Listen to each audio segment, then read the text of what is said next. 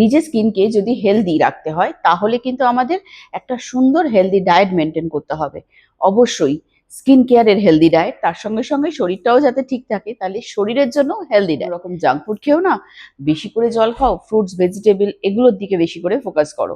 আর water content করা fruits বেশি করে খাও, যেখানে জল রয়েছে যে ফ্রুটসের মধ্যে।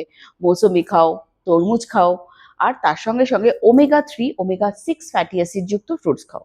তো এগুলো তো আমরা বলেই দিই যে কিভাবে নিজের স্কিনটাকে হেলদি করবে শরীরটাকে ঠিক রেখে।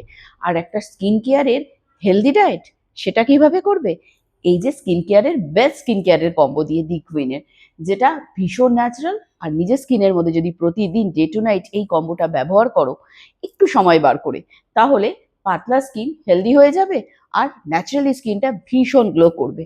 কারণ গ্লোয়িং স্কিন তো আমরা প্রত্যেকেই চাই, তাই তো?